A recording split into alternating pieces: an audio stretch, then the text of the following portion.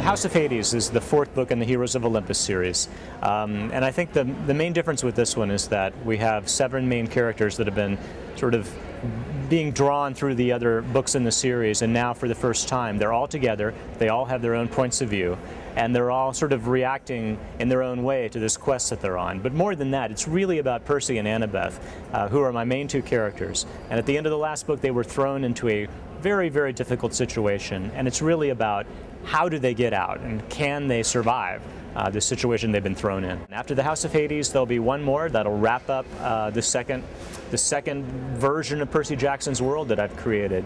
And at that point, I'm going to move on to Norse mythology. The Norse myths are something that I've loved since I was a kid, ever since I was 12 years old and I discovered the Lord of the Rings. I had a great English teacher who said, hey, if you like the Lord of the Rings, you should try the Norse myths because that's where Lord of the Rings came from.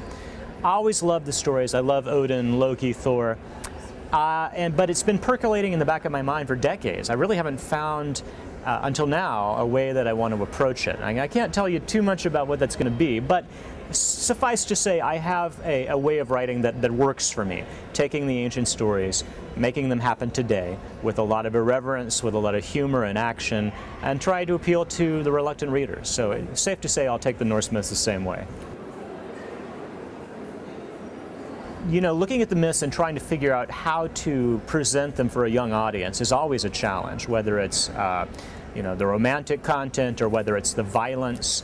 I think it can be done, and a lot of what I do with that is I just sort of rely on my own experience as a middle school teacher, and how would I have done it with my 6th, 7th, and 8th graders? How would I have presented this so it's interesting and you know, nail-biting, but it's not over the top.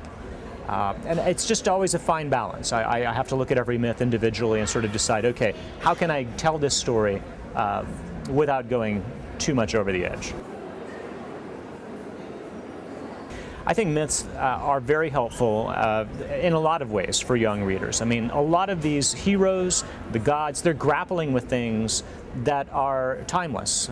Jealousy, revenge, patriotism, love. I mean, all of these are very immortal human emotions, and I think that's why they resonate down through the ages. I think the book that made me want to be a writer is Lord of the Rings. I mean, it's, you know, it's the gold standard for fantasy. Really, when I was growing up, that was what you read. There wasn't a whole lot of fantasy out there, but the Lord of the Rings just really, for whatever reason, resonated with me. And, you know, like a lot of kids now write fan fiction of this, that, or the other thing. You know, that's pretty much everything I tried to write when I was young sounded like the Lord of the Rings.